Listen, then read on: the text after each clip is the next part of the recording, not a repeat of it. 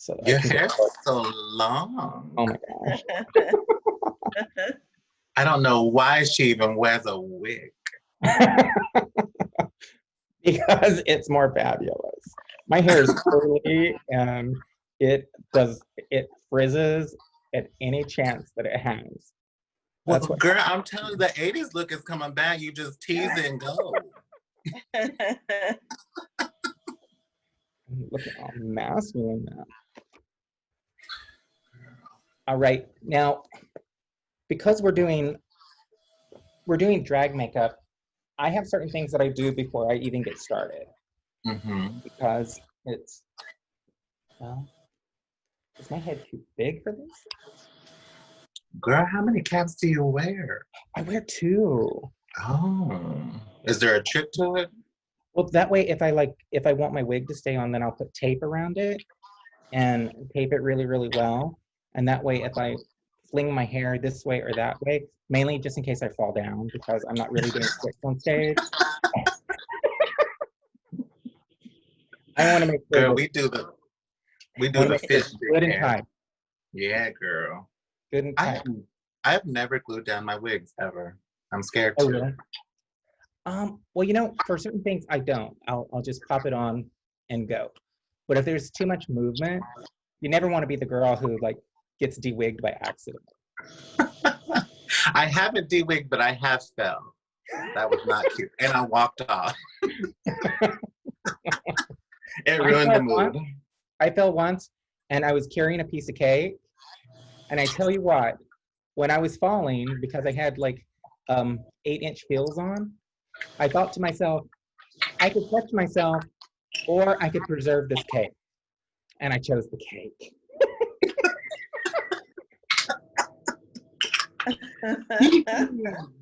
Here's the second part of my prep, which is a lovely little thing you can find anywhere. Elmer's glue. The glue sticks are perfect for those who have very bushy brows, or they just want to relax their brows, or they just want to make brows bigger on their head. So I take this and I just smooth down my eyebrows. And then, And I do natural brow. yes. And then I just wait for it to dry. And the great thing about this one is it's purple, so you can tell when it's dry because it goes clear. And once it's clear, then you can move on to your next step. And this is usually when I go on and I do little other things that I need to do, like brush my teeth, or anything that I just need to help prep with. Do you moisturize before? You know what? I think moisturizing is like a fabulous idea, but to be honest with you, I don't do it. I don't do it. It depends on what sun I had the day before, because otherwise I'll be greasy if I do it and I haven't had no sun. Yeah. And that's what I'm always afraid of is being a little too shiny. So Like being native, I cannot do fishy cover girl. I'm not Miss Earthquake. I can't go with it. yeah, and another thing that's also an interesting thing for girls on a budget is the Dollar Tree has some makeup foundation.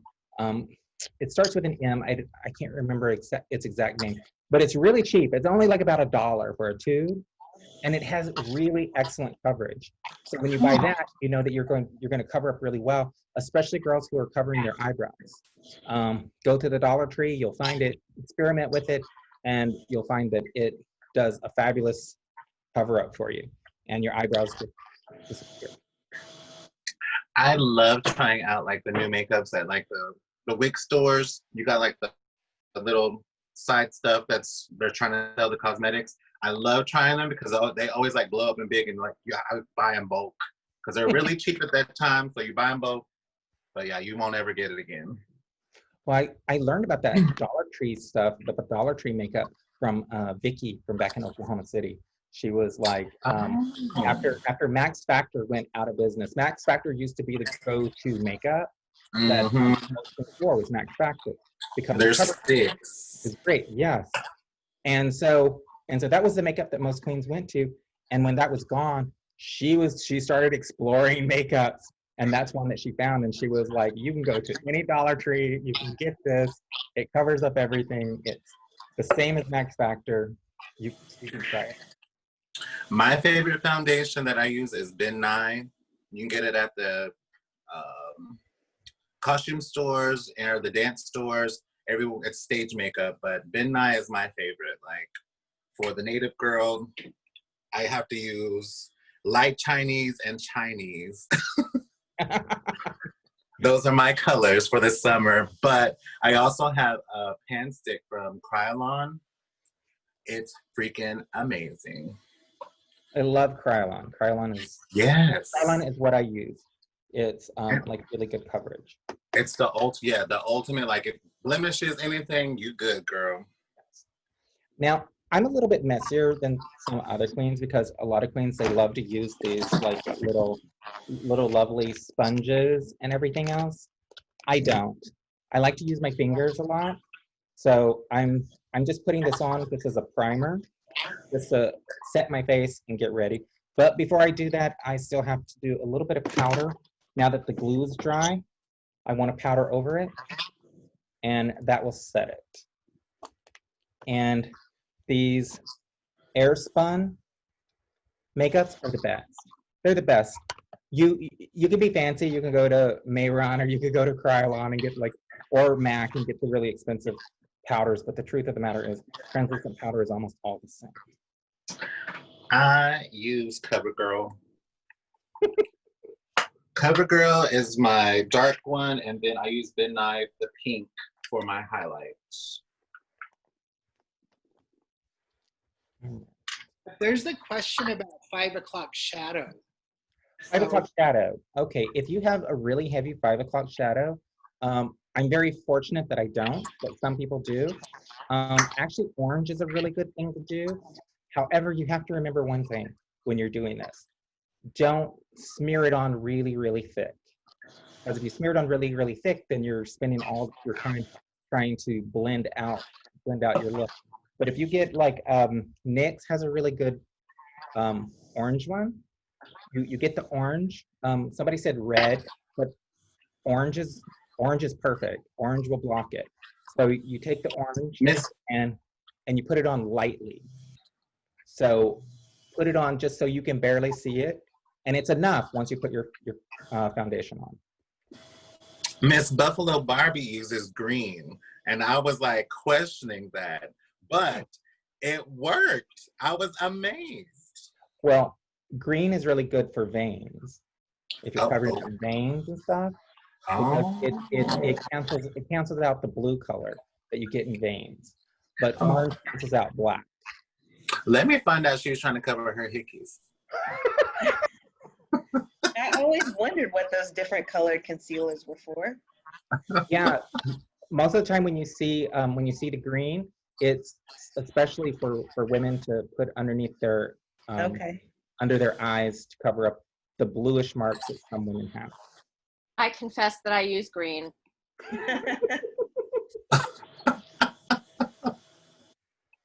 So my Krylon is my lightest color, and that's what I use for where I'm gonna put the highlighting areas, my nose, the top of my cheeks, the forehead, and down, especially the top of my nose. I kind of go down here, but I really don't worry about this. I try to like lighten it up with the powder instead of the base, the foundation. What's the name of that one again? This one is Krylon, and it is F5. It's almost like a grayish, muddy color, but it's good for like you can do it all over. Like wintertime, I will use it for all over, but she's had a lot of sun, so we're really gentle with her today. Okay. Yeah, at Krylon, they come in all different colors. One of the ones that I use a lot is FS36. It goes really good with my skin tone because once I have my primer on, as you can see, it looks like I'm a mime. Mm-hmm. Never looks better, girl.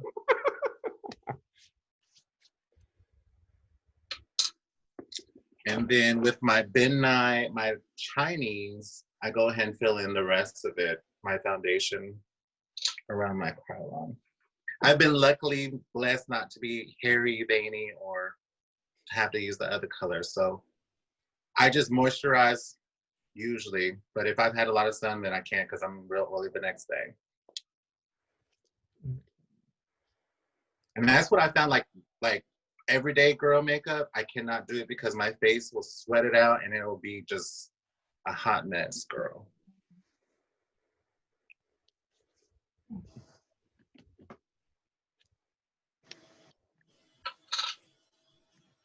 I actually use several colors on my face for foundation. So this will be one of my first ones.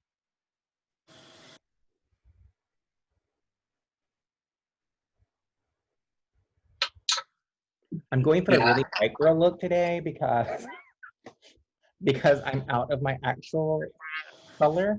And so this is some of the colors that I use when I'm doing characters that, like Dolly Parton or something like that, that's very, very pale. And it's really weird to be performing with dark hands and really light face. Gloves, girl, gloves. How do you pick your colors? For color? Yeah. You go in, like I like to go in and I like to have 3 colors. I do 3 colors. One is I always get this one here, which is from Krylon, and it's called TV White. And TV White is my lightest color. It's the very lightest color, and I'll do that afterwards.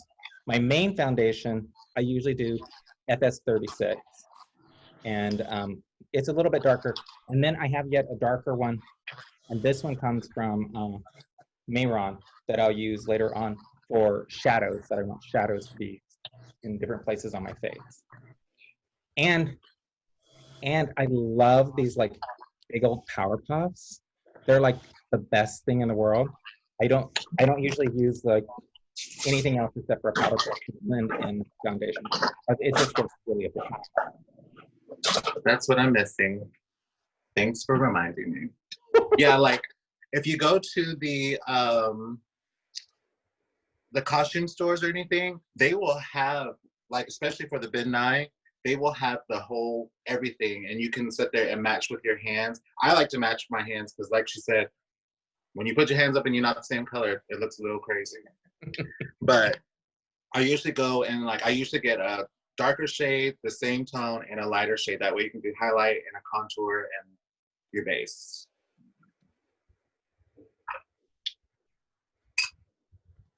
And they also have the little powder puff things too. They have the sponges. Sometimes they have the brushes. Sometimes they don't. But it's always good to get you another set of brushes. Right now I'm going in a little bit darker. And this sort of just sets in what you want to be underneath all your powder.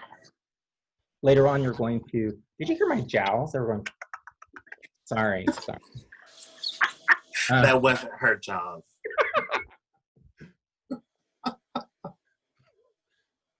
But I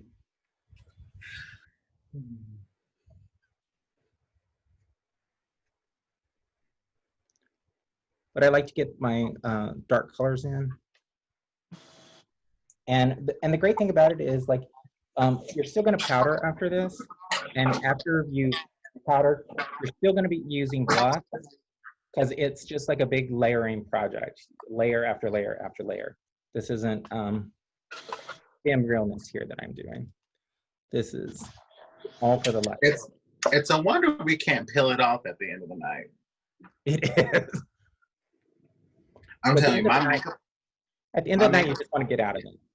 Heck yeah, but I still pass out in mine. We'll talk about that another time.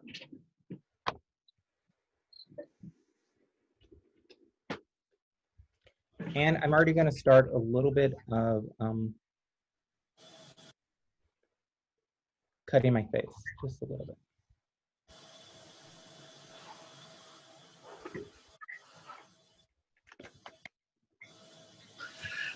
Found my powder puff.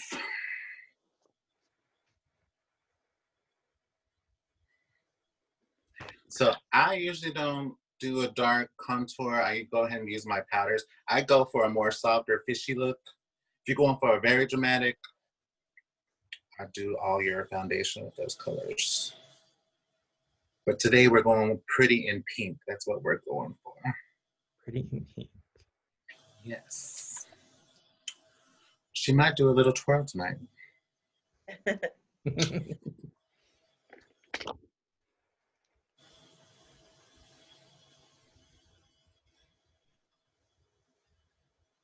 Sage, aren't you performing after this? Yes. But I might go for an early cocktail.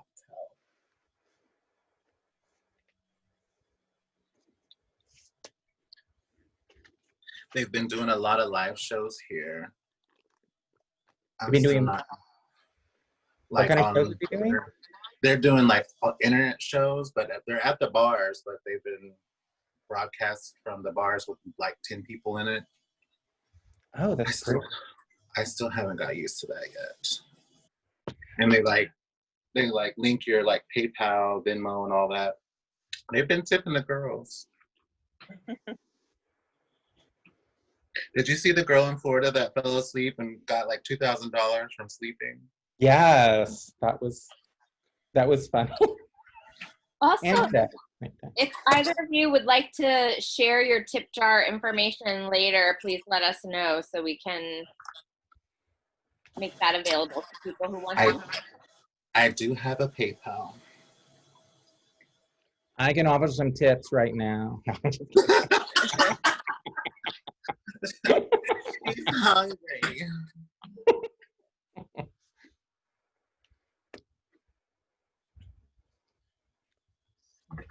So yeah, I was telling everybody at my bar, I was like, if we can post it later, we're doing a thing. Because everybody always asks me to like post when I'm getting ready. But I take forever usually. So this is actually gonna be like the quickest face I've ever done. Because like usually when I'm getting ready, I'll turn on some music, I'm dancing, playing with my wigs, I'll let some set. It's like a 2-hour process. It should not be that long, but. Most people who know me know that I'm a procrastinator, and I'll wait like until like 45 minutes to 30 minutes before I absolutely have to be out of the house. It's not a great thing. How long does it usually take you? How long does it usually take you? It usually takes me about an hour. But if I'm in a real hurry, then I'll do 30 minutes. So where I put the lighter foundation, I am going over with the Ben Nye Pretty Pink BB powder. I'm going very, very heavy underneath the eyes. When you go really heavy underneath the eyes and you leave loose powder, that's to let it set so you can have highlight when they say they're baking. That's what that is. But I also leave a lot of loose powder underneath the eyes because when you're doing your eyes and you drop some, all you gotta do is get your brush. If you're doing black and it drops on your cheek, it wipes right off if you have loose powder on your cheekbones. And it's like you never made a mistake. Wow, that's a good. Yeah, and something to think about too is like when you're doing your drag, whatever it is, always think of makeup as something fun and playful. So never get caught up in the idea that it has to be absolutely perfect. Because if you get caught up in that, then you're never going to be at the level that you think you should be at. Just sort of accept where you're at, and you can grow and expand from there. But never get caught up in your own head and think that you've made a mistake and it's tragic and you'll never be able to fix it. Make it your look that night. And drag makeup, it gets ugly before it gets pretty. So if we look like we're the sisters.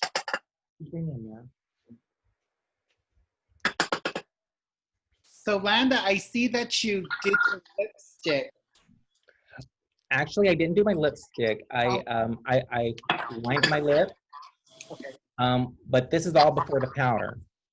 And And the reason that I'm doing it before the powder is once I powder it down and I go over it again, then it'll stand out. So I'm lining the lips first, and then later on I'll go back in and I'll line them again, and it'll be more impactful.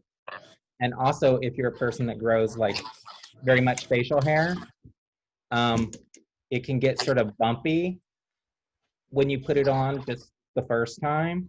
So when you put on the powder and everything else, then you go over it, it clears it up and it looks nice. So you're basically doing like foundation for your lips.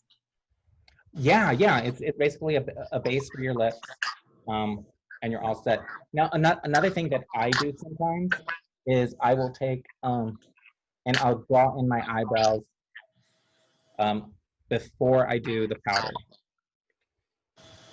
Sometimes but depending on the look, because sometimes I want to wait till the end to put on my eyebrows, because then I can play with my makeup and make it as high as I want it before I put in my eyebrows. So it all depends on what look you're going for.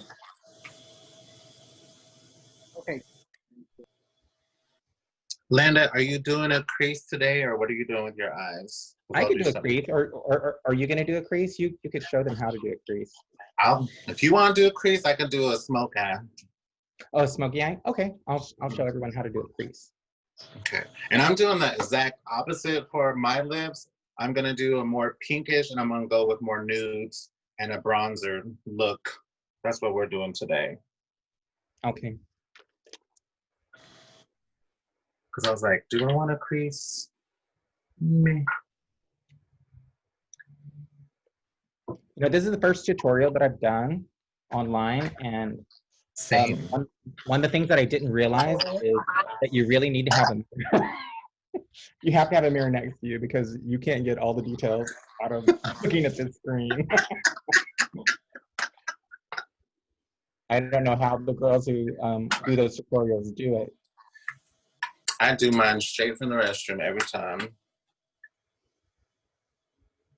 Okay, so also with my powders, I always, when I go get my wigs and stuff, they always have contour kits. So I always, just like my foundations, I always get a contour kit that's lighter, my color, and darker. That way you can play with colors, especially like me, like wintertime, I'm very, very fair looking. And then summertime, Oklahoma sun, I'm pretty dark. So she's got 4 contour kits that she plays with.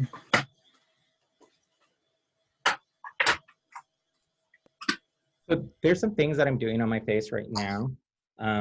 Just so you know, contour wise, I'm putting on my cheeks.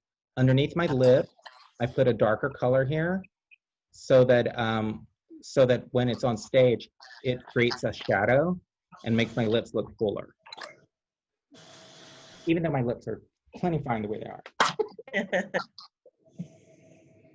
When I started drag, I did not think that I had to highlight because she just wanted to be fish and bronzer. When I first started drag, all I had was eyeliner, bronzer, and lip gloss. I had no lashes, no nothing, and she still won. But I was like, I do not want to look like them clowns. But I started noticing, because when we take pictures, when I was taking pictures with the other queens, when you take pictures, that highlight, that BB powder, it brings it all out, and it looks so good. And me being just trying to be fish, girl, I was like, not even in the picture. So I was like, wow. So that made me want to start doing highlights. Yeah, and that's the thing also about the stage lights too, is as soon as you get on the stage, if all your colors are just a little too light, all of a sudden you just look very washed out. So always be conscious that you need these like gills. Remember, you're painting as a catfish. So with my highlighting powder, I do the cheeks, the top of my nose, the little area right here on top of my forehead. And then I also go ahead and do it with my eyelids. That way I can have a highlight on those and I can just work into that, and especially with a smoky eye. And if you don't know what a smoky eye is, it is when you go from the darkest from your eyelash and then you just fade it into your brow. And you can go as high as low as you want. I like a dramatic eye, especially if you're gonna have big old eyelashes. Eyelashes, I wear a 301, and then I also have a 101, and then I have another 301 on top. I have them stacked. So I need some kind of makeup to see past my butterflies.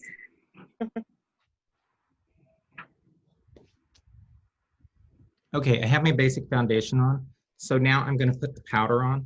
And I actually use 2 powders anytime that I powder down. And I'm not very, how should I say? I'm not very gentle about it. So if just remember, you're gonna have a big cleanup in your bathroom because I just slap it on. The term beating your face, this is where you're beating your face.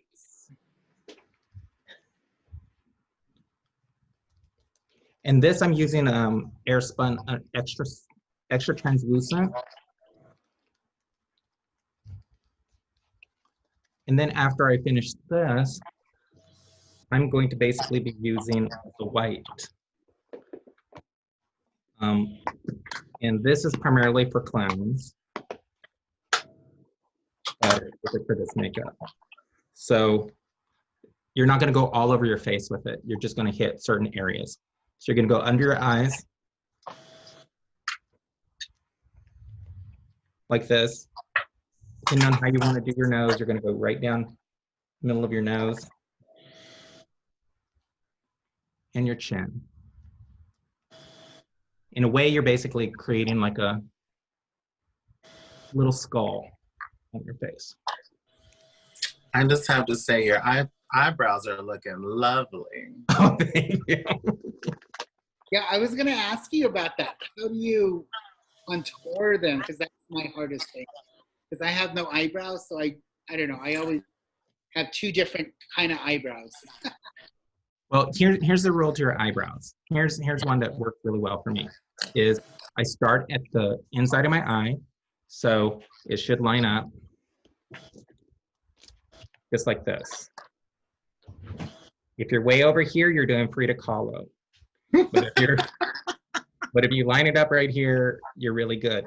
Now, some people have trouble with creating it in a way that it looks symmetrical. So what you can do when you're first starting off, I just paint them on. I've always done that. I've always just been able to paint them on. It's really simple. But other people have difficulties. So what I tell like my drag children and stuff is to take something with color, like this is a brown, and just put it right even with the outside of your eye and up, as high as you want it to go, as far as your largest arc is going to be. Put a dot there. You do the same thing. Make sure it's even on the other side. Then you just take it and you connect it and pull it down. Connect and pull it down. The most symmetrical way of doing it. But if you're one of those people that, like me, can just like paint it on and go with it, then that's fine. But if you paint one on and the other one's over here, that's not cute. Unless that's the look you're going for, and you can always say, hey, that's the look I want. You know? My new drag name is Bell's Palsy. Nice. Kidding. Sorry, is that wrong? No, I'm just kidding. No, but that's good advice. Thank you. I like that. The little dot and then connecting the dots. So that'll be helpful. Thank you. All right. Now that I have the powder on, I'm not taking it off. I'm going to do the rest of my face without taking the powder off. And taking the powder off is the last thing that I do. And like with my contour, I do a lot with my powders. Landa did hers with her foundation. I build on from my foundation with powders, and so that's what we're doing right now. And now, one of the things I want to show you is you can take some eyeshadow, and in this case, it's a brown matte color. This is what I do to shape my nose, and however I want to shape my nose. And you can shape your nose in many different ways, or you can choose not to shape it at all, depending on if you have like a petite, pretty nose, which I don't think I do. So I always. Girl, we got that We got that good old Oklahoma Indian nose. I know. It is Oklahoma. It really is. Now, my very first show that I ever did was actually in Oklahoma in the rec room. Ooh. But before I was doing that, I used to go to Saddle Tramps. Oh, now you're really showing your and- age. Yeah, I know. I used to go into Saddle Tramps and sneak in because their bathroom was right beside the door. So all the queens would gather over there where the stage was. So I would come in dressed and I would just like slip in with the other queens behind the people coming in because I was underage. The rec room is for like the very young crowd. Mm-mm. See, if you was around, I probably would have been your daughter. I did the same thing. Yeah. Well, there was I used to hang around with my besties, Russell Big Horse and Samantha Wilson. And we used to, we were really crazy back in those days. We'd go down to Bricktown and there was clubs down there that was all ages. And we would go in dressed like everybody else was dressed in the 80s and not tell anybody. And inevitably, somebody would always ask for our ID. And we're like, but it's it's all ages. Oh. Luckily, I was always tall, so I didn't get ID. Yeah, I had a my friend, you could not tell her that she was not serving. And she was lovely and beautiful, but she talked like this. Oh, those are the best. You want her with you. So with my contour powders, I usually go with the darkest one to do my cut of my cheek. Your cut is the little crease right here. I usually do it a little lower, and then I build my blush on top of that and go on higher with that. Right now, I'm gonna do the darkest brown that I have here, and then with my hairline, I usually go really, really dark because whatever foundation I got in my hair, I go ahead and darken it as much as I can, and then with my contour palette, I go with different shades of brown to the lighter shade that I have here on the middle of my forehead. So that's what I'm doing right now, is just trying to even it out, make sure I don't have no crazy lines. I don't look like I have a big old sun on the middle of my forehead. Oh yeah, and that's one of the little drag tricks too, is this little half shape here.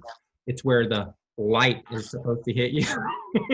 So you're creating your own spotlight on your face by creating this little rounded arch. Yes. And you always look straight on. Just kidding. Because when you turn to the side, the light is turned off. That is a truth. Or you collect that dollar real quick and bounce it to the other one.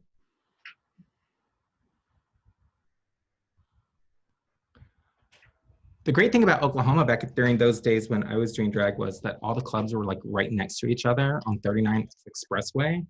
And like right after Red Earth was finished, me and my friend Russell would like rush over to hang out at the rec room. If we were in drag, we'd try to get into Angles, which was at that time, I think it's now just like a special event thing. But back No, then, it's, oh no, that's, the Copa's shut down now. Now Angles is back to being the mainstream. Okay. Oh my gosh, Copas. Did you ever fall down? Oh, she done did something. But yeah, so on my highlight, I go ahead and go just a little under my nose because you can go and powder that all out. The translucent powder that I have in the brown, that's like my natural color. So once I have my dark one in, or my darkest contour, I go ahead and go with the brown, whatever your natural color is, just match your arms and everything. I go ahead and fill that all in. And then right underneath the crease of where you did your contour, you go ahead and go in with your light. Oh, let me open it. Your light color that you highlight with, which I'm using this yellow and a pink. For people of color, it is really, really good, especially like natives. It's good to use a pink. And then if you're like a little bit darker, yellows look really good. So I blend the two. If you're a fair color like Landa, it'd be best to use like the more whiter translucent colors. They set differently, they look different, but it's also good to have all three because, like I said, when you play with colors, play with looks, it's good to have all three. Okay, I'm gonna give you another little secret that some girls do. Not necessarily because they're on a budget, but because it works. Believe it or not, if you go to Dollar Tree, there's this body powder you can get. What is it called? I don't know what it's called. It's called a body powder, and it's in like this pink container, and it's for your after shower. It's an after shower powder, right? Well, a lot of a lot of girls that are darker, they'll use that as their powder because it has just enough of the yellow tones inside it that it works really well for them. Whereas like the translucent powder that I'm wearing can give somebody an ashier tone, depending on how dark it works. It really, really does work. But the trick to it though, do drag makeup, you have to have a good foundation because if that foundation is shit, you're gonna crack. Like, that's the only trick to that powder. That powder is really, really good.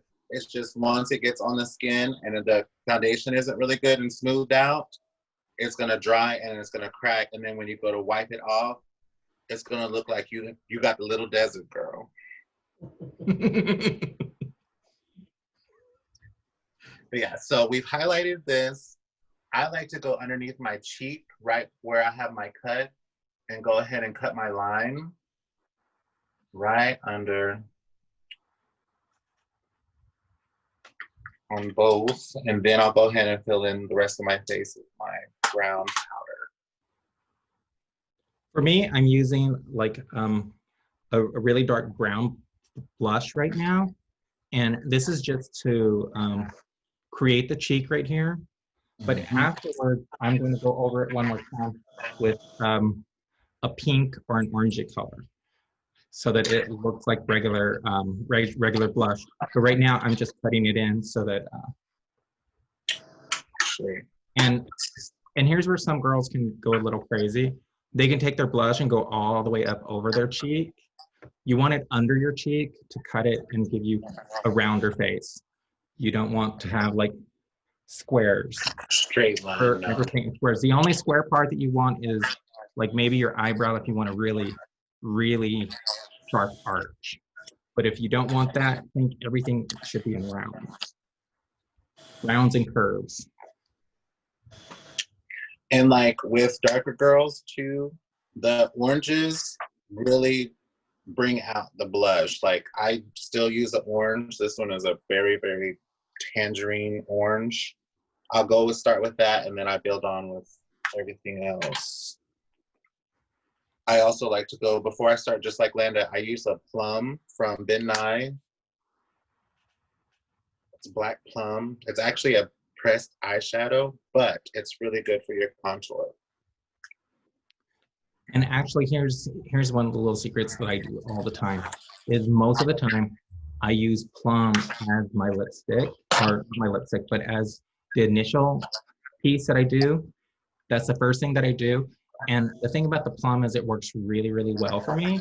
So even if I do a different lipstick on the outside of it, I start off with that and it sets it underneath my powder so that when I put it on later on, and then if you drink sodas all night or you're doing something else with your mouth, it doesn't just wipe off. I'm talking about eating, guys. Yes, when you're on the go and you're going to In-N-Out. Whataburger girl. Back during my day, we used to go to Grandy's after the club. I forgot about Grandy's.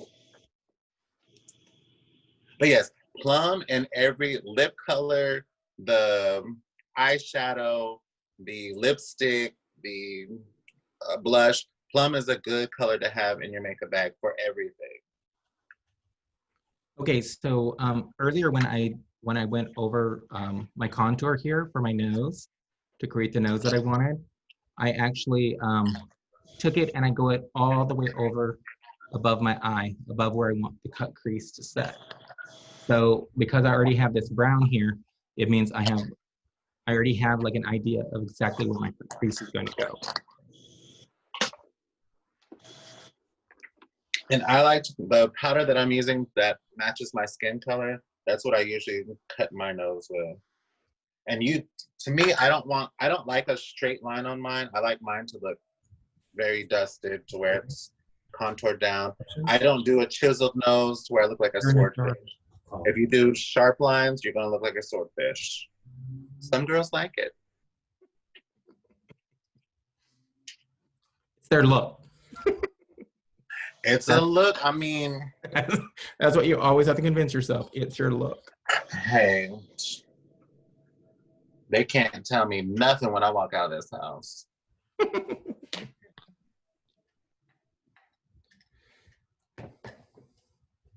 And just like Landa, since I'm doing a smoky eye, I really, really want to use the color that I'm using my nose to go over to where I'm going to shape my eye. And then that way, that also creates where I'm going to go up to fade into my whites.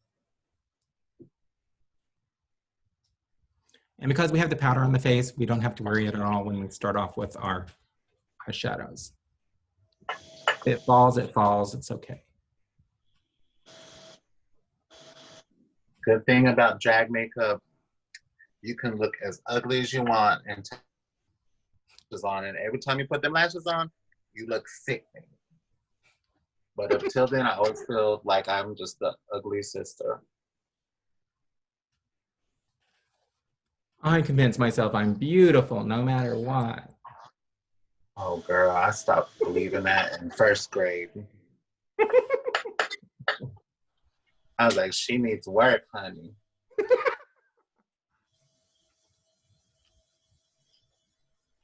So I put on my eyeshadow right here, but you've probably noticed that I didn't actually put it over my lids.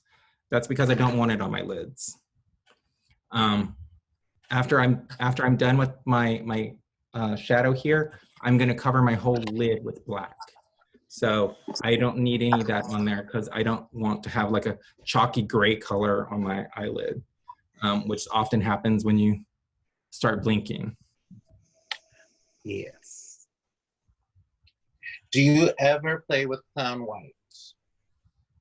Clown white, I do. I do. I have not in years.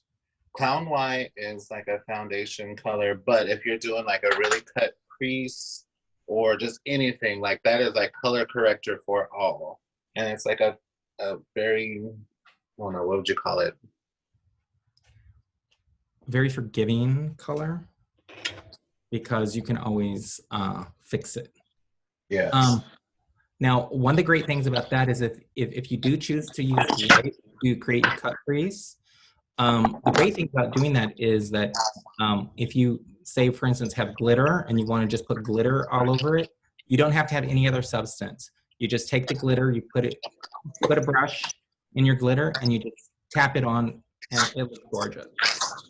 It's a really easy process. And it also, when you're doing it with the brushes, it doesn't get all over the place. So my makeup hack for glitter trick, I use a very, very sticky, cheap lip gloss, which is a $1 lip gloss from the dollar store. But I use that, put that on my eyes, and then it sets. I get the glitter with my finger, and I tap it on there. It works amazingly. It don't come off. It don't shed.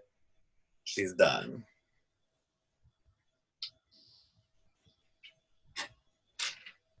So what kind of eyeliner do you prefer? Whatever's on sale. Whatever's on sale. But I will tell you this. There's this one from called Master Duo. that I Mhm. like because it has a little ball on the end, which I feel like it gives me more control at the end. If I want it to be pointy, because sometimes with the other ones, when it doesn't have the ball, you know, you're subject to how much your hand shakes. With Is that it ball, a it's more liquid? precise. Hmm? Is it a liquid? Yeah, liquid eyeliner. But liquid eyeliner, I only use at the very last stage. Otherwise, I use whatever black cheap pencil there is because they all work excellent. I actually like, it's by Maybelline Eye Studio, and it's called Charcoal Carbon. But it is actually like a pasty substance. It's got a little makeup brush with it. Works lovely. Like if I want to do a dramatic underneath and on top and then finish with the liquid, that's what I do. I usually don't put liquid on the bottom because it looks very, very cracky. I'm a Rimmel girl. I didn't get the last part of it. Oh, someone commented. I saw it. She said, she's a Rimmel girl. I think Rimmel has the same thing. But yeah, it's got a little makeup brush. I freaking love it. But right now, tonight, I'm actually going to use Maybelline Unstoppable eyeliner. And then we'll finish with the liquid. I personally am not really attached to a very specific brand and thing. I like to just use whatever. Yeah, I'm not a name brand girl. I'm just like whatever goes with my skin color, and it's not gonna break my pocket. Yeah, that was going to be one of my questions. How much do you typically spend on your makeup? Oh, so I never want to run out. I've only happened to me one time to where I have ran out of makeup all at once, and all together, like if we did a cheap version, it would be about $200. If I'm getting the really good stuff that I really want and need, it's almost 500. But that's why I like to buy in bulk when stuff is on sale, and I'll get it. Like when you're out shopping and if you see something on sale, girl, stock up because you don't want to run out all at the same time. I will never do that again. Like it was very heartbreaking. I was like, I'm eating ramen for like a week now. Once you get down exactly what you're going to do on your face, sometimes, or a lot of times, I don't think the makeup matters as much because, like, if you're going on a trip and you're performing somewhere, and they lose your luggage and you don't have any makeup, you have to make do with what you have. So it's always good to, yeah, a backup plan. yeah, it's always good to like know that you can achieve the same look, whether it's CoverGirl or something inside some Target or Walmart that you can just grab and put on.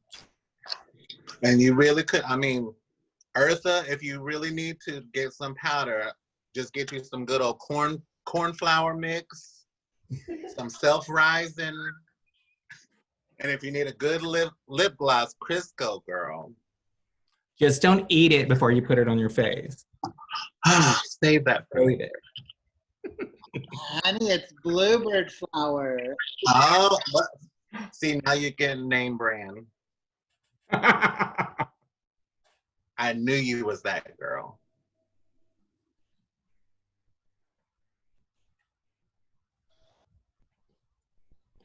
All right, so I'm still baking. I still have a lot of, I was about to say flour. I still have a lot of powder underneath here. I'm gonna add a little bit more because I'm about to do the smoky eye. Smoky eye, I'm gonna do a black tonight into a brown into the white. So wish me luck. Okay, so you can see sort of how I created like this cut crease. I just used a black eyeliner pencil and went over it. Right now, I'm going to just use another color and I'm going to go over it. over the top. And then over towards the outside of my eye, where the curve of my eyebrow, I just want to sort of go up towards it, but not necessarily touch it.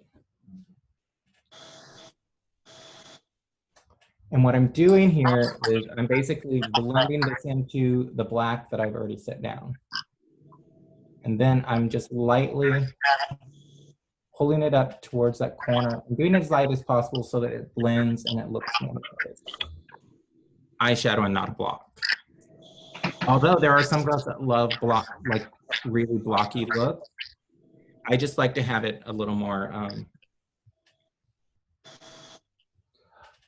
blended. Oh, go ahead, girl. That's all, that's all.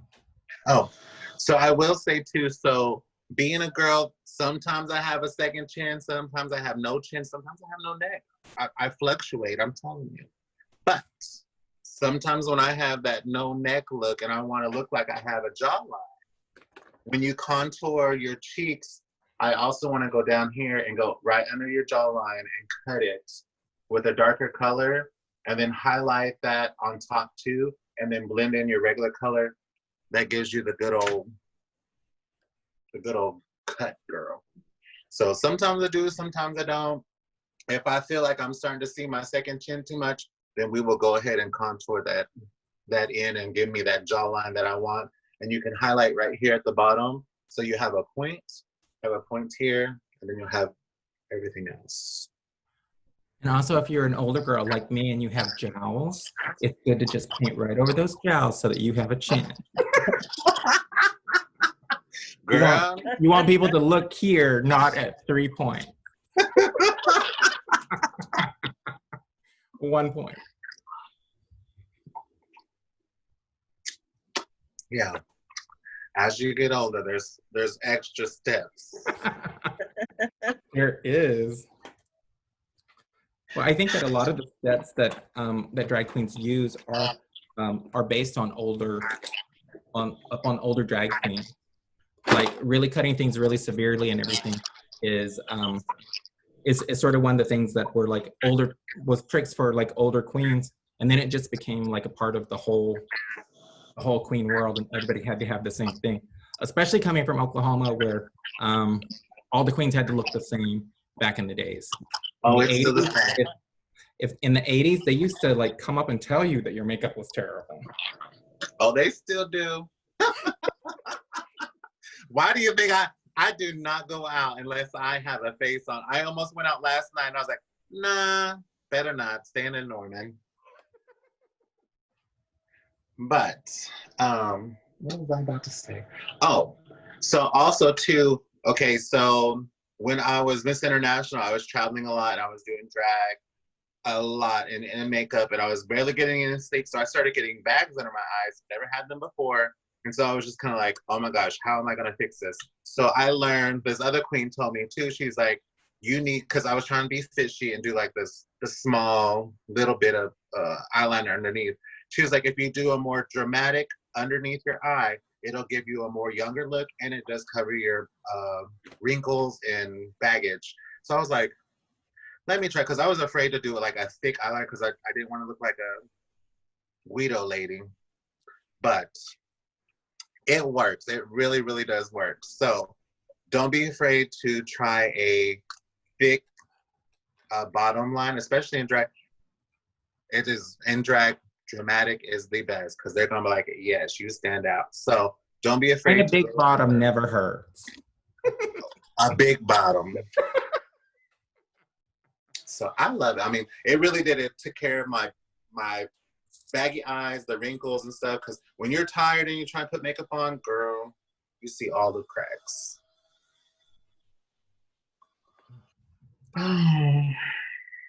So I'm gonna go ahead and start with my eye. Let this all bake. It looks like clown right now, but you just let it set, and then once your oils all start setting in, you go dust it off. Girl. And now that I've already got black on my eye, on top of my eyelid, one of the things I like to do is after I've given it like a specific look or a point, is I like to go back in with black eyeshadow and just pat it down. That way you go all night, you can get as greasy as you want and it'll stay there.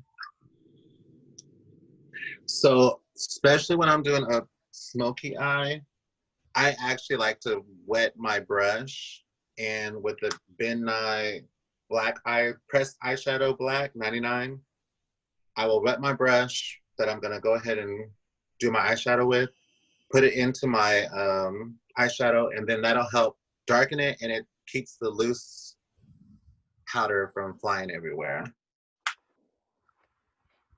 Do you ever wet your brush for your eyeshadow? I do, like, especially if I use Medusa.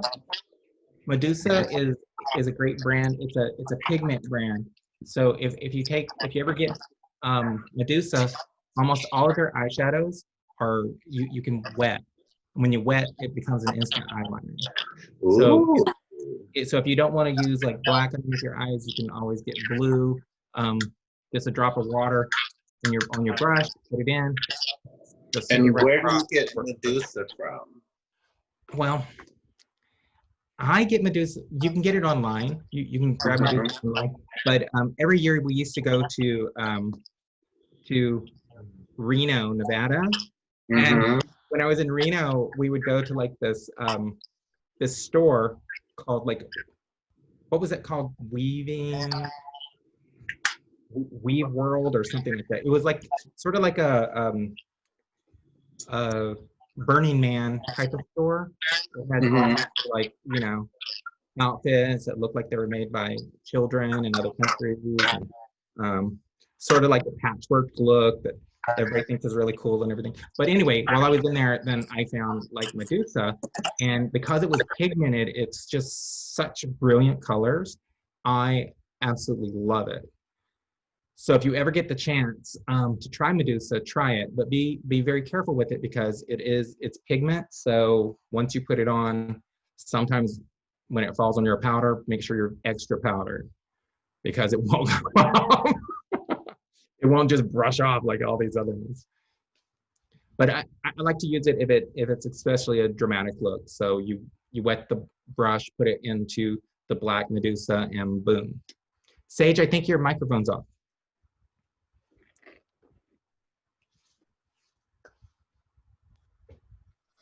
Yeah, it was.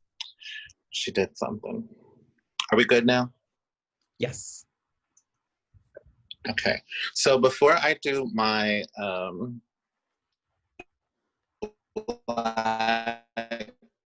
start with my smoke eye on the pencil with a white pigmented eyeshadow, also build into that. And to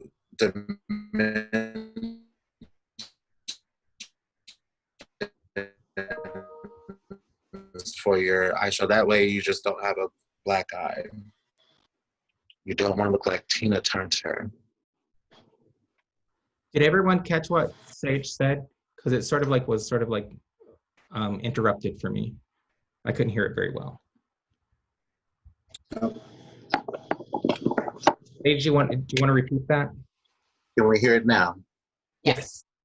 Okay, sorry, I moved it.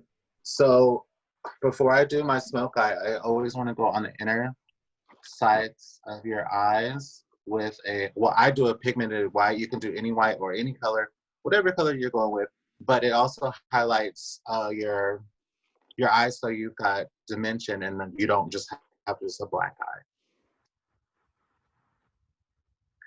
And then after you finish with the black and you get to the shape of your eye, you could also go back into it and do a little splash. That way it gives you more color. It also complements your highlight, and you got them gorgeous eyes them guys cannot resist.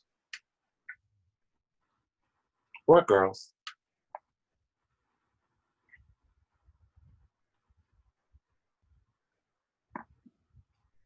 Believe it or not, I've been like getting hit on by more girls lately.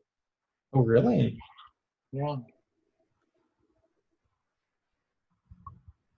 I don't know what's going on. I guess I'm just given that look.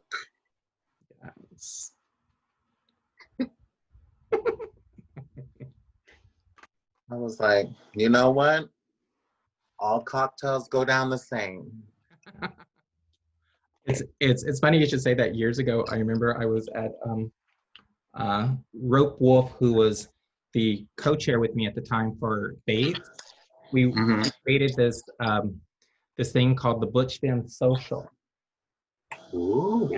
So I was there because I was supposed to pick up a check or something for the organization from another community or something. And when I was there, one of the women there who was like very, very, very masculine was like, "Who's that?"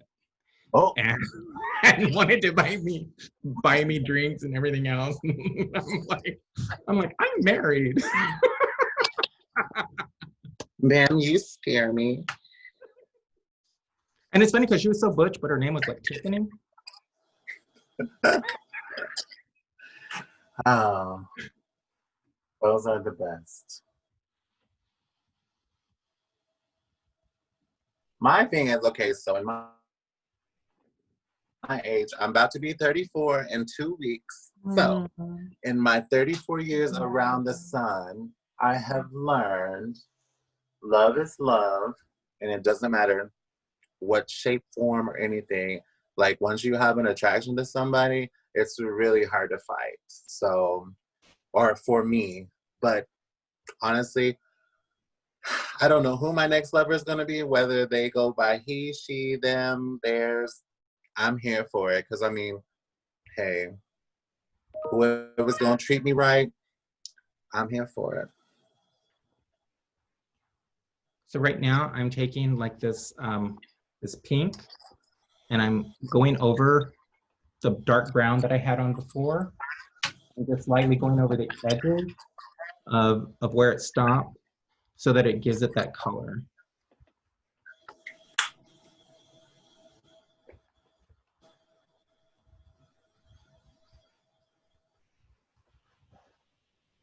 And remember, So you're with the always smoky eye, I usually like to go with the white. Oh, go ahead, Dom.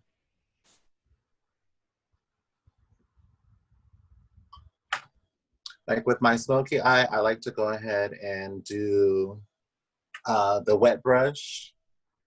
That way we're not getting too much loose powder. And then with a dry brush, I go with the top because it's going to give us a lighter effect. And then you brush that into the brown and up into the white. You can go very high. Tonight I'm going to go a little higher than usual. That way we can give it. I usually do a more rounder eye. I don't really like a pointed eye because like if your eyelashes are looking a little scary, that's when you want to go ahead and give a point because that's going to look like it's a part of your lashes and it shapes it too. But if you got some good old lashes, let's go ahead and flaunt those out and get you a rounder shape and not take away from how beautiful your lashes are.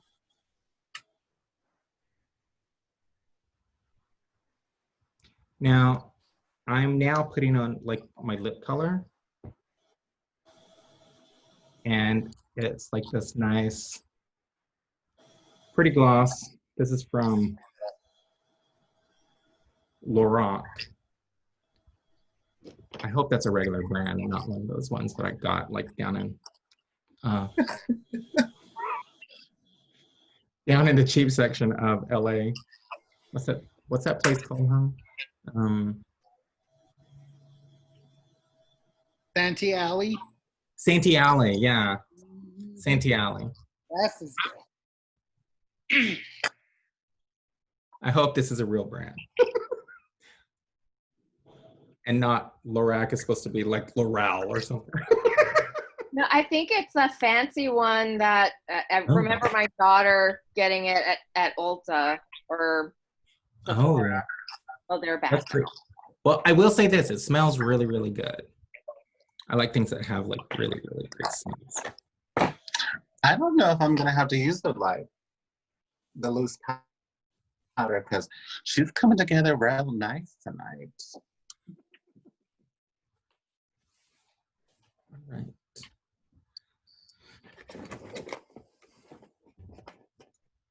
Now I'm just going to remove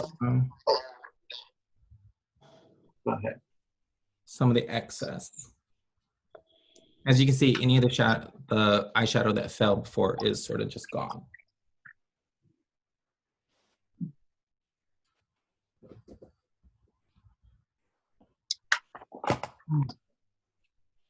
Okay.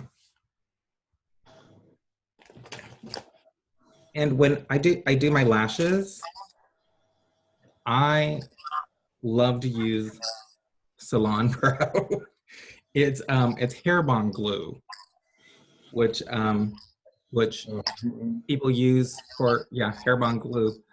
You know, use it to put in braids and stuff, but it's the best thing to put your eyelashes on and not have to set for like 5 minutes waiting for it to dry. I go ahead and like put my glue on it very heavy, and then I let them set for about a minute. And as soon as you put them on, they're like, but they're there. The hair bonding glue, especially on everyday lashes or anything, girl, you can go through a hurricane and they gonna stay on. But exactly. Yes. And here's another tip for you too. Now, some girls put on their eyelashes and they already look like they've gone through a hurricane. And that's because they're putting their glue on the wrong part of the eyelash. Because this is drag, so you're only putting it on top of the eyelash. You're not putting it around the rim of the eyelash, which everyone has a tendency to do, because that's not the look that you're going for. You don't want to have closed eyes. You want your eyelashes to be big and seen. So you just put it on the edge there. And then when you get ready to put it on, it doesn't even have to meet your eyelash.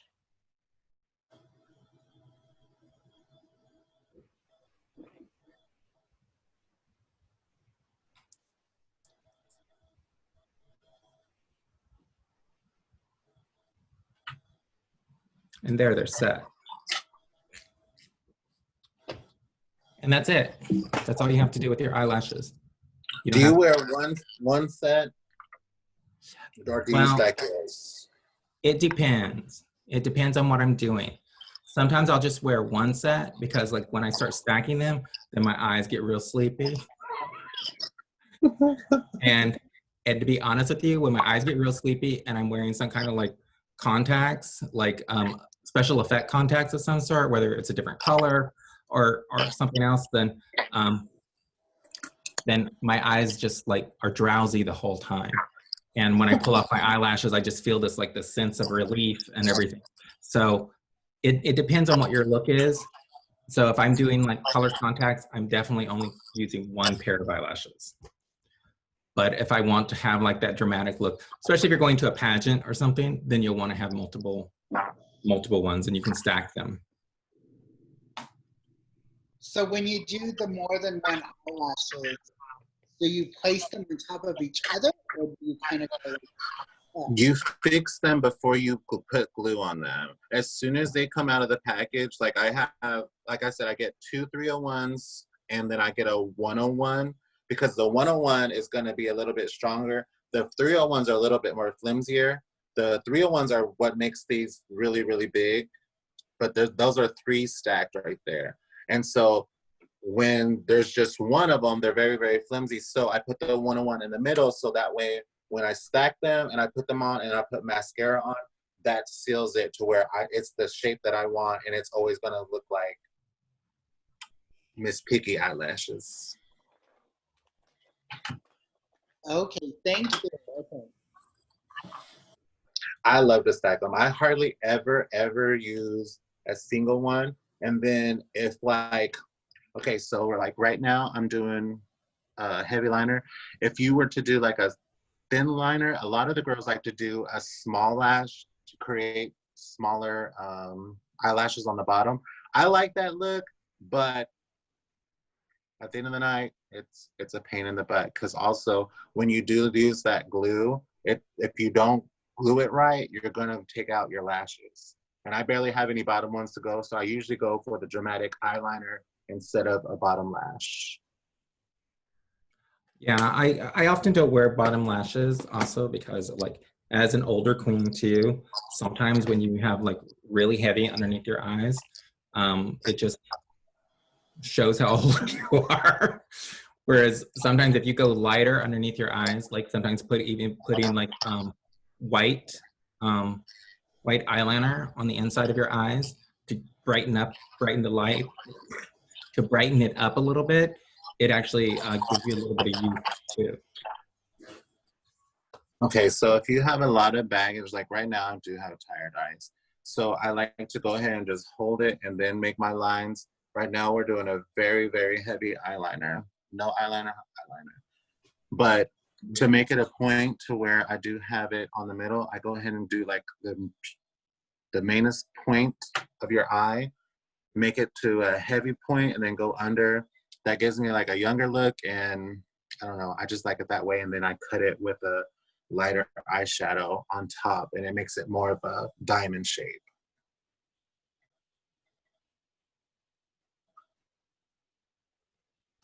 Yeah, there's multiple ways you can do your under eye, or even your upper eye with eyeliner. It depends a lot on your look. Sometimes I also like, especially if it's a pageant, it's going to be like really heavy underneath, because when you're doing a pageant, you're creating this look for really far from the stage. So you go really thick. So then when you're doing that, you're going to have to wear the extra eyelashes, but you're also bringing your paint all the way down to like right here with your eyeshadow, so that it gives you like really big eyes. Mm-hmm. Also, when you don't know your makeup, or when you don't know your music, girl, you better use them eyelashes. You better spend the time while you're getting ready to listen to your music. Watermelon, that has saved me many a time, especially at my age, trying to compete with these young ones. I don't know a lot of music, and when they throw me music, I don't know. I'm all watermelon, watermelon, watermelon. Yeah, it saved me.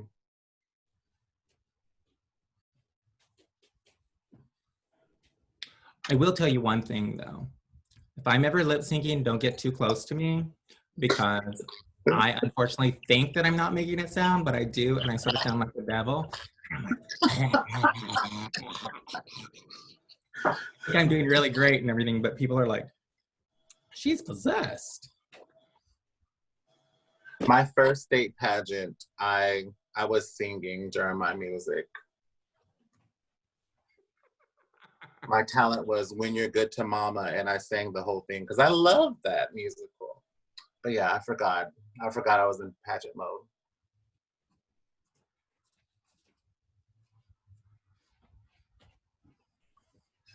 All right, does anyone have any like questions? Let me look at the chat.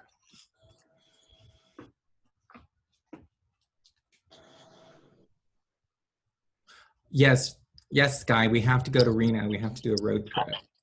That'll be fancy. Ooh.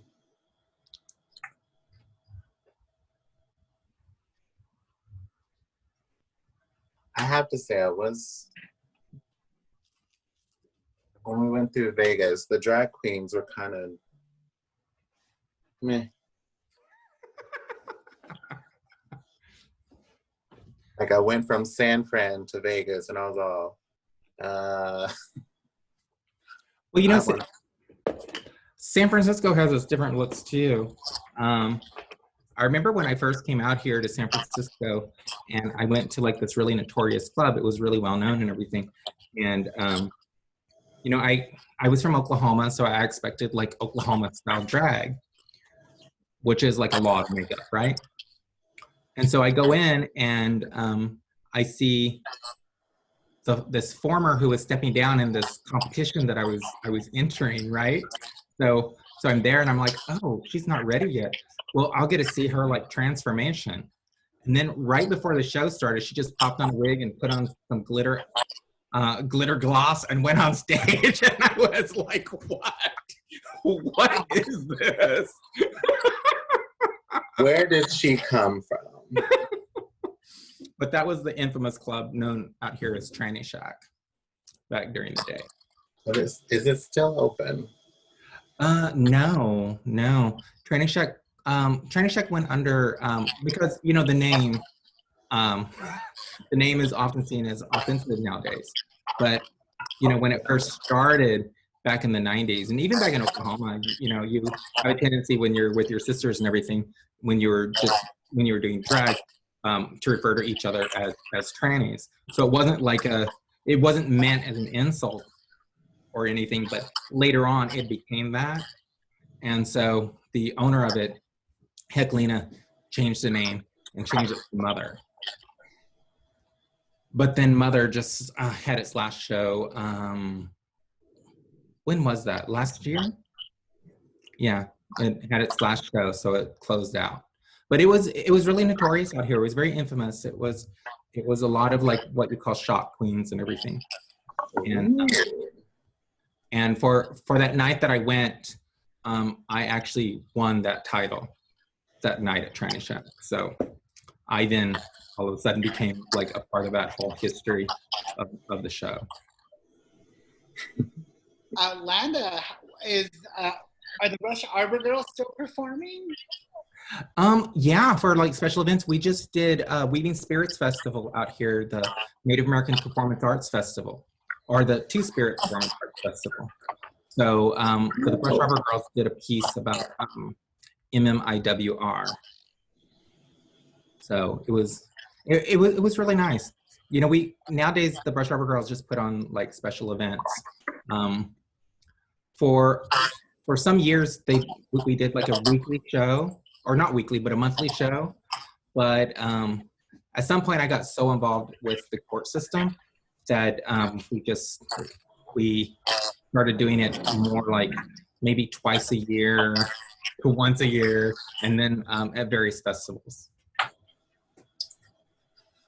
I was just asking because that was kind of one of my first exposure to native drag queens. Like I knew there were drag queens that were, you know, that's in bars, but I knew it was native drag queens. So when I attended one of the fights, we all performed. You know, I think it inspired me and allowed me to know that there are other native queens out there, and you know, so that kind of really encouraged me. So that's why I was asking. You know, well, you know what's really funny about that, Eldon, is that when we created that that drag troupe, we didn't realize at the time that it was like the first native drag troupe. You know, other natives have performed in bars and have been a part of like long histories of other things, but they didn't have like a drag troupe unto itself. So we were the first ones to have like a drag troupe. I think in some ways I was inspired by the girls back in Oklahoma. They're at the Rec Room, which was an underage club. There was a performer there named Patty Melt, and she was a part of the Melt Sisters. So there was like 3 of them. So when we were out here, I was like, we need to have a group, just a regular group that performs together and does all these shows and everything.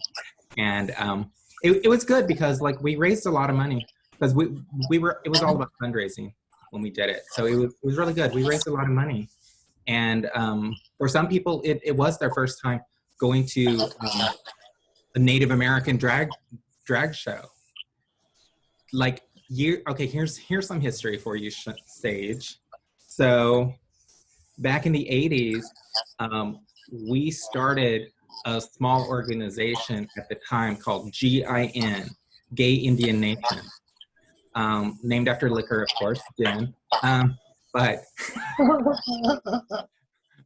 we started that organization, and we basically had like let me see, it ran at least for 3 years. The organization lasted for like about 3 years, and when we did a title. So I was Miss Gay. I was the first Miss Gay Indian Nation, and then the next year Kiki won, and so she was Miss GIN, but then she died. Kiki Poo, yeah, Kiki Poo, and the irony of Kiki Poo was she wasn't even Kickapoo. Kickapoo is a Latin. She wasn't even Kickapoo. Wow. And there's Kickapoo, and then the next year there was another queen that also won, but then she also passed. So when the second passing happened, they were like, this organization's cursed. So yeah, so I guess I'm the only surviving Miss Gay Indian Nation. So real quick, when I put on my lashes, I like to go ahead and press up, like as the glue is drying, I like to go ahead and push up on the ends. That way you get that winged look. And as they're drying, it will stay up. Because if you just go ahead and set them on, at the end of the night, you're going to have Snuffleupagus eyelashes. You don't want that. Which is actually why I put them on top of them, because when I place it on my eyes, they're like this for the rest of the night. They're not going to move, because unlike other people, I'm not putting it on my eyelashes. I'm putting it in my crease. Yes. So I set it on my crease and it's stuck there. And I really don't have a crease. I have really, really tiny eyes on my eyelid. So to me, I have to get it as close as I can to my eyelashes. But a good trick too, because if you're not going to put them close to your eyelashes, right before I put my eyelashes on, I got the liquid liner and I did a heavy coat from my eyelashes up to as far as where my glue is going to be. That way it coats it and it just looks like your lashes are there, because sometimes they're on there, sometimes they're not, sometimes they're a little higher, but as long as you got a good eyeliner and there's no white or anything, it'll pass. Landa, we I have a question. Oh, Sure. Oh, I was gonna share your question, Meller, but go ahead. sure. I have a question about foundational garments. So when I go out, I wear like almost 2 corsets just to achieve any kind of look. I haven't really gone with any kind of foam because I just don't know how to shape the foam into, and I guess I want to know, how do you shape the foam so that you can create like hips and things, because I need to step up my game to be a little bit more dramatic with hips. Okay, you can do 2 things too. Like if you really don't want to spend the time with the hips, you can always find outfits that flare out high up, and then that covers up the fact that you don't have hips. But if you want to wear something that's like skin tight, a jumpsuit of some sort, then you're probably going to have to need it, because I'm pretty curvy myself, but when I put on a jumpsuit, not curvy enough. Not curvy enough, so I have to like put something in there. So here's what you do: you go and you get foam, and when you go get this foam, make sure that it's not one of those memory foams or really soft foams, because that's not really good. So it Couch cushion is the best. Which one? Couch cushions are the best. Couch cushions are good. Oh my God, the very first ones that I ever had, me and Russell Big Horse in Oklahoma, we got the back seat of some car and we carved it out of it.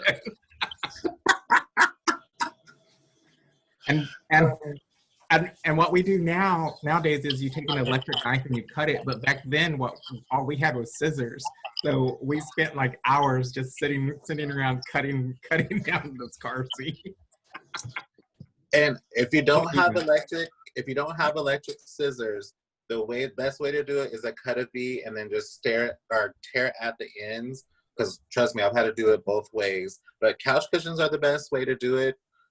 You can go also to any of the fabric stores. They do have the foam, but most of the time the foam is really, really thin. But if it is thin, you can still use it, but you can start stacking too. Like once you get your shape, which everybody says use the shape of Africa, that's supposed to be the shape.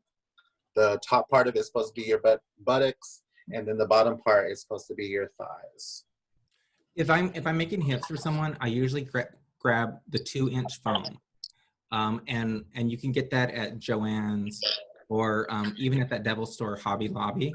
You can always go to Hobby Lobby and get that foam, and cut it into the African continent shape. One of the things that I will say is, for me, I think it's important whenever I've made them is to really taper it really well, because sometimes you'll get girls where it just sort of like bumps out in weird, awkward places. and you don't want that. You want it to be as smooth as possible. I'll also say this: when you're in it, don't squat. It doesn't look good. Looks like you have cellulitis, girl. So be a lady and stand as much as you can. But if you don't want to be the crafty queen, you could also go online. There's a lot of stores for drag queens. There's a lot of places on Facebook that has like drag queen pages, and a lot of them either make their own or you can order online. Astro Booty, I've liked what they have, and they're actually already built in hips, and it's just like a pair of boy shorts. You pull up, you just got to have the leggings and stuff to go over to shape them down. I've been very impressed with Astro Booty. I'll say one thing about Astro Booty.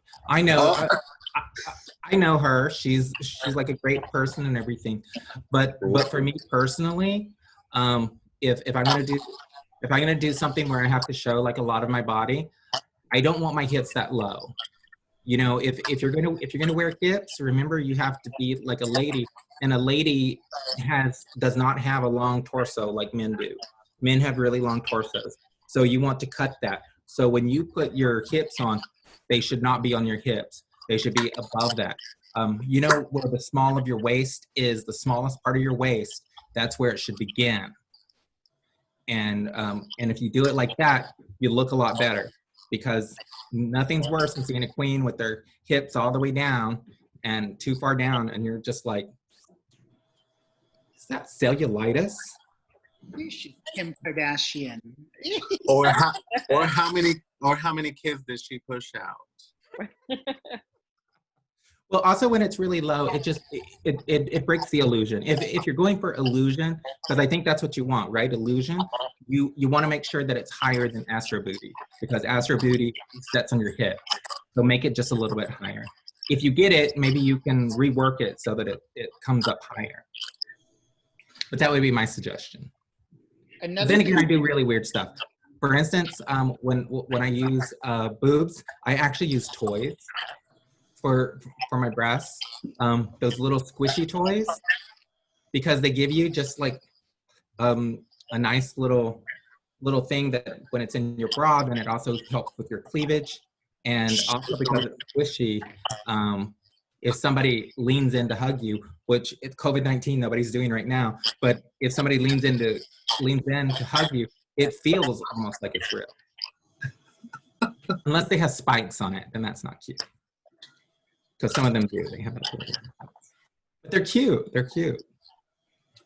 So one more thing before I finish everything on my face. So a lot of the new queens are doing a lot of the shimmer highlight. So I added the really, really bright pink, so we're doing pretty in pink. So we go ahead and do that. But I go ahead and add a shimmer on top of my nose highlight.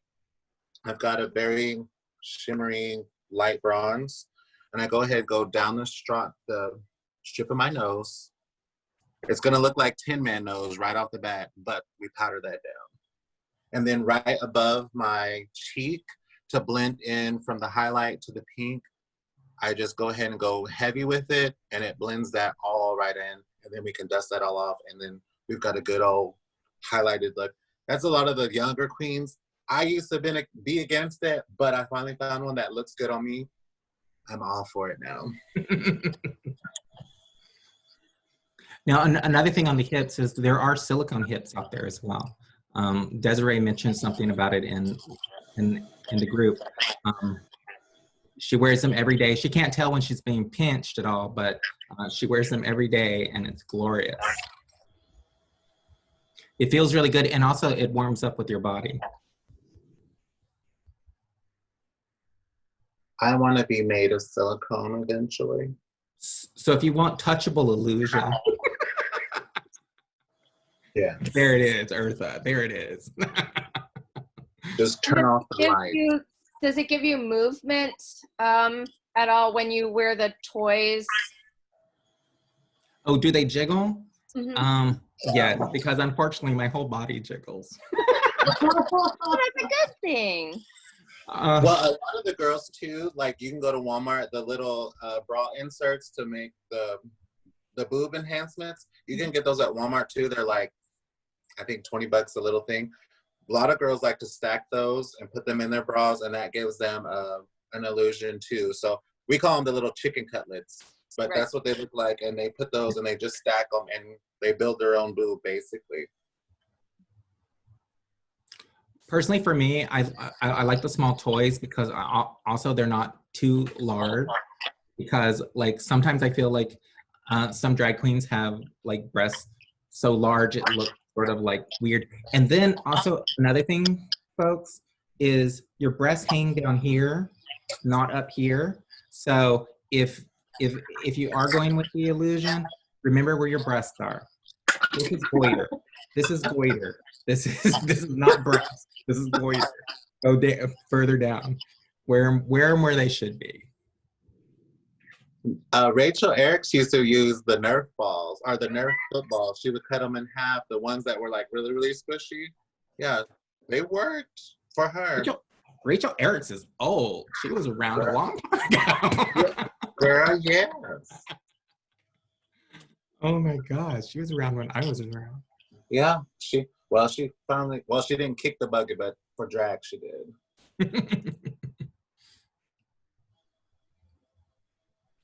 And Sky wants to just remind everybody to make sure that they're not a uniboob. Spread them out just a little bit. Spread them out. And especially when you want some good cleavage, a lot of the girls too will go ahead and tape from this side to this side with duct tape that gives them the cleavage. And then you go ahead and put your little chicken cutlets or whatever you're gonna do underneath there, and you got it. But I will warn you about duct tape. Duct tape can leave you blistered too. So be careful with that. But do you know what also works really well is you go to like almost any store, a Ross or something else, and they have undergarments that are, you'll see them and they're cut way down in the front because it's giving you that same pull that the duct tape would do. Because back during the day, let me tell you, back during the day, you know what we used to do when we used to go out in Oklahoma City is we would take duct tape and a t-shirt, and you'd put the t-shirt on, then you'd take that duct tape and you'd create your corset. You would make it nice and tight all around there. And you had like this, but we were young too, so you had like a nice natural body look. You couldn't eat anything, but you look gorgeous. That's what they did on my first pageant. I was so pissed.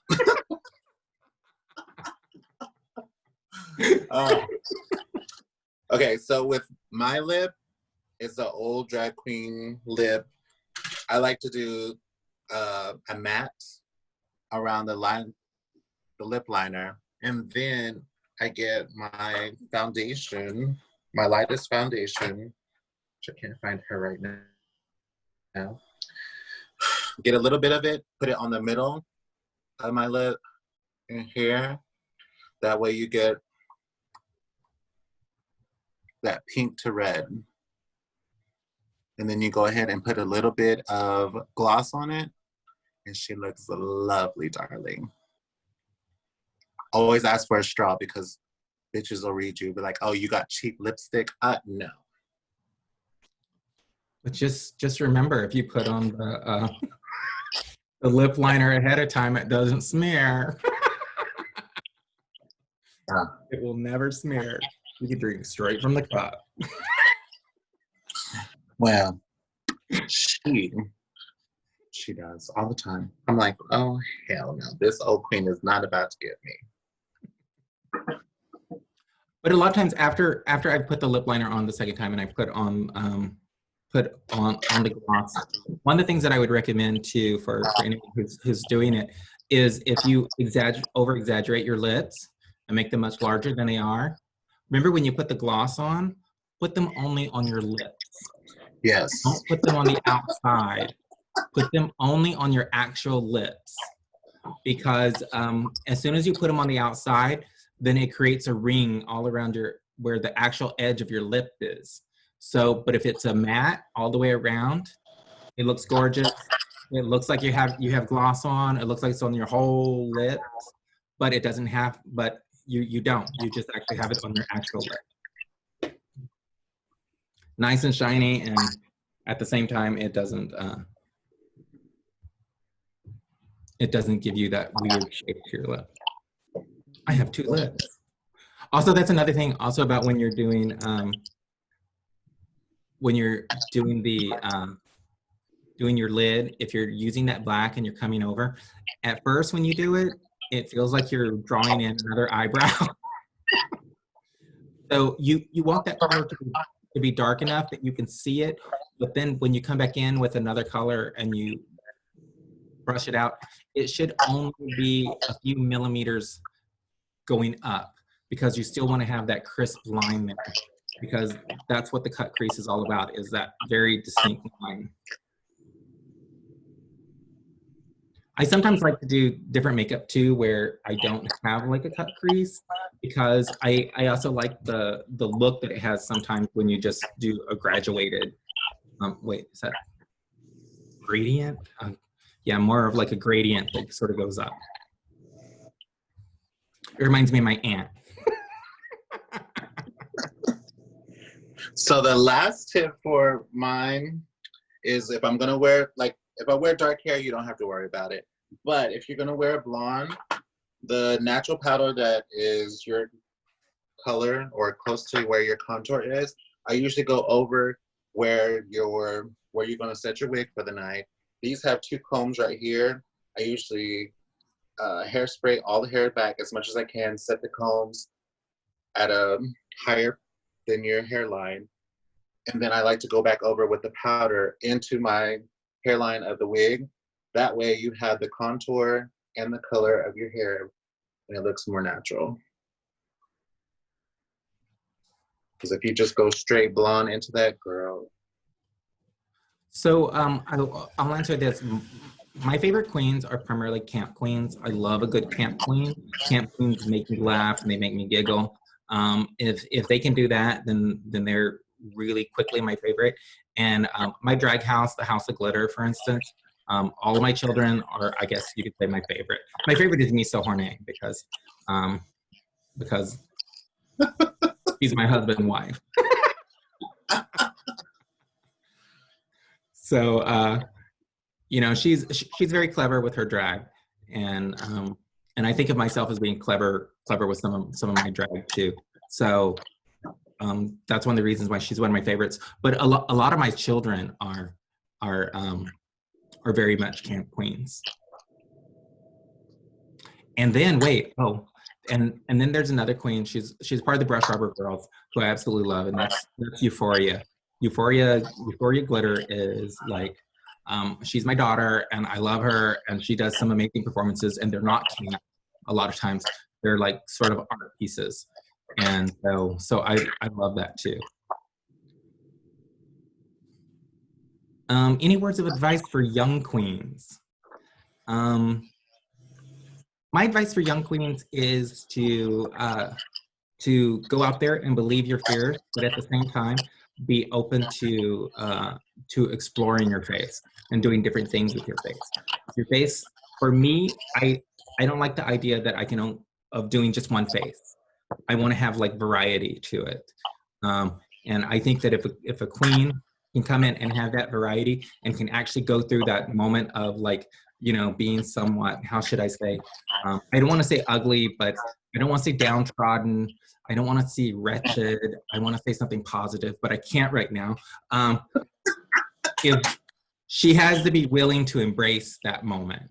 She has to be willing to embrace the fact that, you know, the first time that she does it, it may not be expertly done, but she has to be able to say, I tried, I'll try harder next time. And as you go along, you just get better. That would be my advice. Just keep working on your face.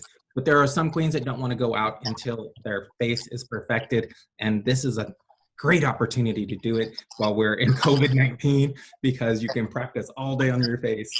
And when you go out for the first time, then boom, you're painted perfect. Now, I have a somewhat serious question for both of you, this being an IHS program.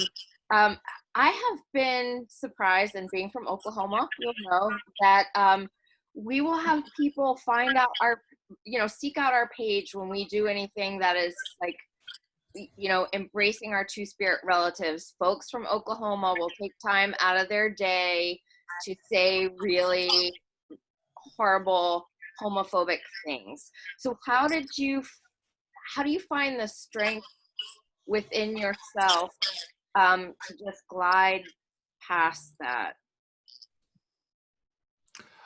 Well, back during my days in Oklahoma, I live in a little bit of a bubble right now because I live in San Francisco. In San Francisco, gender diversity is everywhere.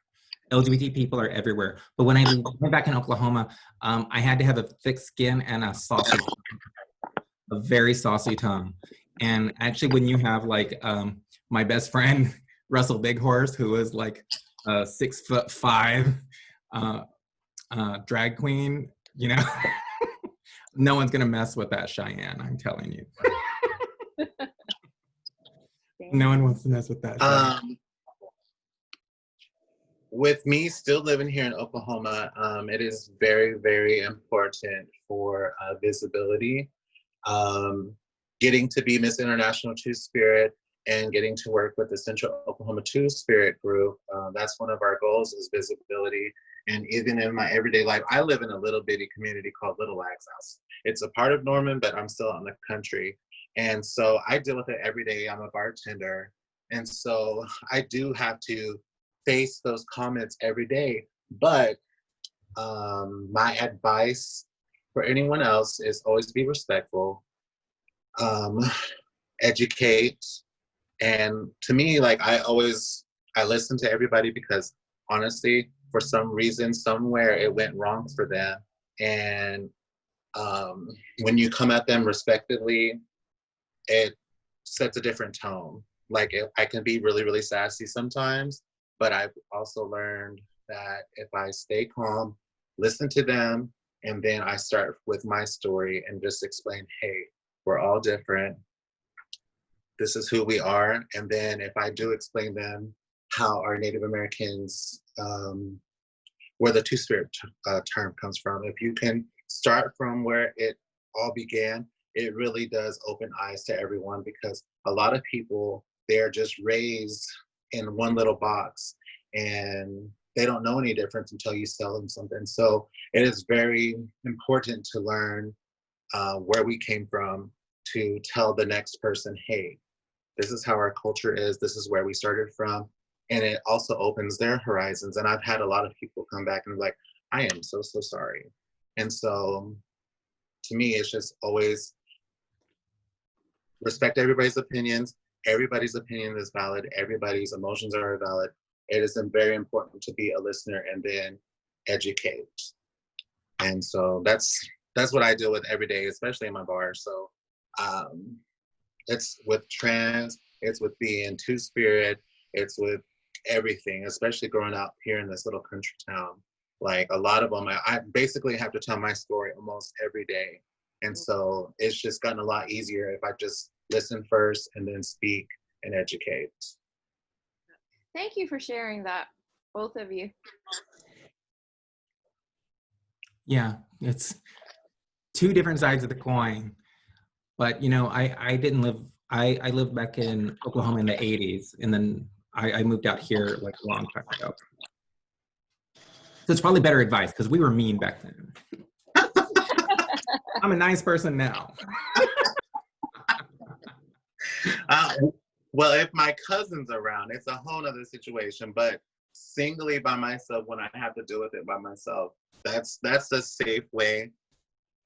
And luckily my job like supports me, and if anybody gives me trouble, they tell me to use them, but usually I can usually diffuse the situation, and a lot of it's just what they've grown up with. And it's like, hey, I can't blame you, I don't blame you. We're all here on the same earth, we're still turning. Let's all make it together.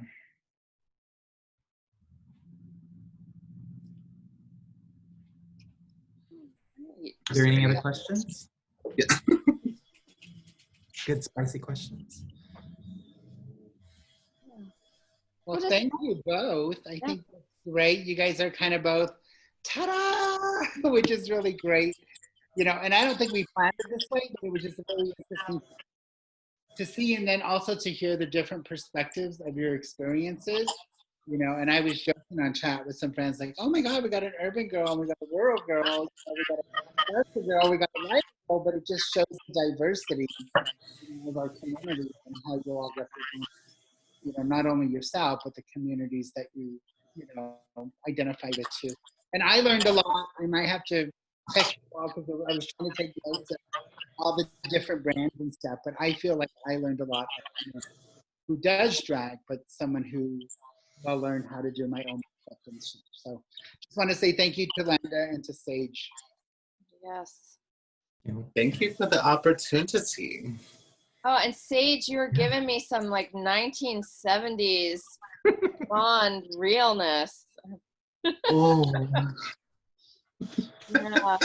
Well, do either of you have any just last minute thoughts that you'd like to share?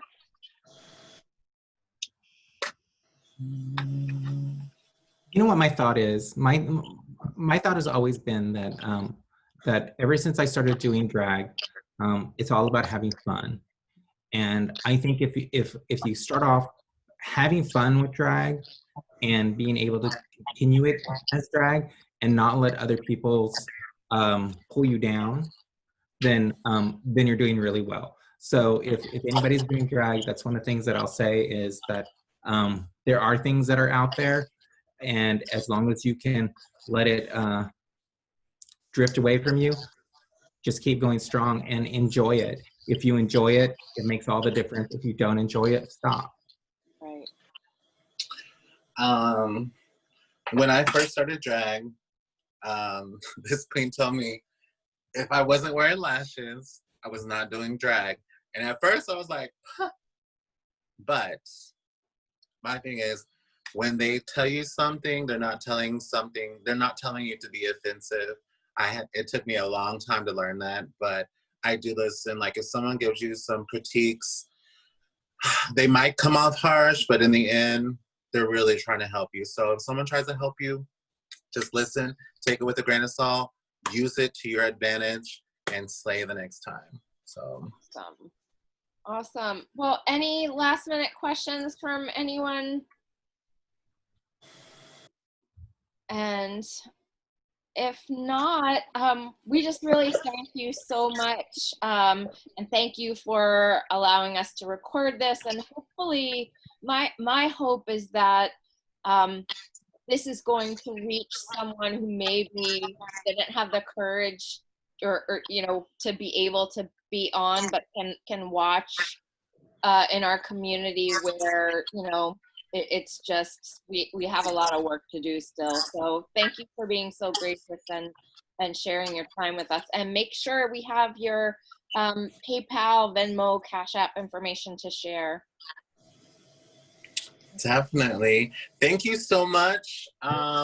If y'all haven't visited the Central Oklahoma Two-Spirit group, please come visit us. We are very active, working on some things. Pride Month is usually our busy month, but of course we're all in this with the COVID. So take care, sanitize, and keep your space. Awesome. Right, and also the same goes for the Bay Area American Two-Spirits. We put on a Two-Spirit powwow each year. This February would have been our 10th year, but we're going to go virtual this year. We're not going to have an actual powwow this year. It's going to go virtual because we don't know what the situation is going to be in February. So it's going to go virtual. But if any of you want to join us tomorrow we're going to have a Zoom tomorrow, and we're going to do Two-Spirit Pride. Now, for everybody on the west or on the East Coast, it's going to be really late because it's going to be 7 o'clock here. So that's 7, 8, 9, 10, 10 o'clock. So it'll be 10 o'clock for you guys over on the East Coast. Friday. But come, enjoy it. We'll have fun. We're gonna have poetry. We're gonna have drag performances too. So it'll be a little bit of everything. Wonderful. Happy Pride. Yeah. Yes, happy Pride. Oh, and there's one other thing too. San Francisco Pride is going virtual this year as well. Now at 3 o'clock on Sunday, if you go to sfpride.org, I'm going to be on. We're going to be talking about decades of drag with all these really old queens. All right. So I'll be one of those girls. So we're going to talk about decades of doing drag, but we're actually going to talk about some serious issues there too, especially about things about like, you know, feeling included in the drag world out here, and why some of us have created our own space because we saw the lack of space in some of these predominantly white drag shows. Thank you for sharing, and we'll make sure we amplify that. Thank you. Okay. Well, thank you everyone so much. We appreciate you spending time with us. And again, thank you, Landa and Sage. You just have both been so wonderful. Appreciate Can I make one request though? you. Okay, so those who have been to this tonight, if you could send me a picture of yourself after this course of you doing the makeup, I want to see it. I want to see you full tilt. Full tilt. Me too. I don't mind. All of my Native sisters and brothers, if you could, Landa Lakes, Sage Chanel on Facebook, send us some pictures. I want to see. We want to see. Yeah. I want to see you then, Melanie. And there's also this one last thing that I'll leave you with. Don't think of everything as rules. Think of them as tips. Because I think that when you start doing the makeup yourself, some things won't work for you, whereas some will. So think of them as tips and not as rules. Anybody that tells you never do this, ignore it. You never know. Makeup changes. It could look fabulous in a few years. It could look wretched. Awesome. Okay, thank you so much. Thank you all, and thank you to Lifeline for doing this. This is great. Yes. Thank you, Lifeline. Thank you. Have a good evening. Bye. Bye. Bye.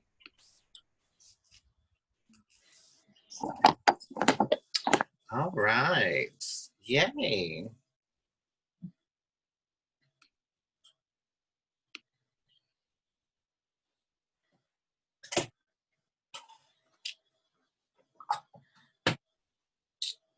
Well, thank you, ladies. It was lovely. I had a lovely time.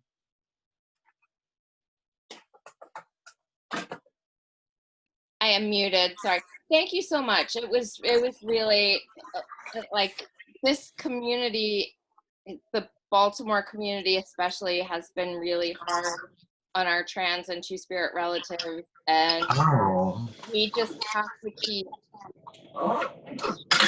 providing that visibility and saying, like, you know, you're gonna have to get over it, you know. And so yeah, I appreciate like that whole respectful teaching way, because it's just, you know, you hear from after Pulse, people reached out to us privately because they were just dealing with such grief about what happened, but they didn't feel like they could express that openly because of just so much evangelical kind of bullshit in the community. So after that happened, I decided that as a director, like that was not going to happen while I'm in charge of things.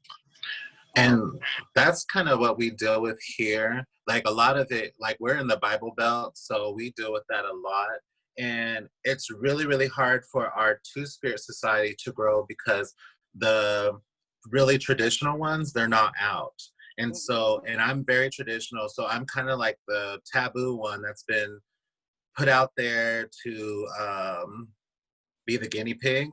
So a lot of them are just kind of like, how are you interacting with people? I was like, it's been really accepted. I was like, there's two ways you can handle it. You could be really, really sassy and be really fierce and act like you don't care.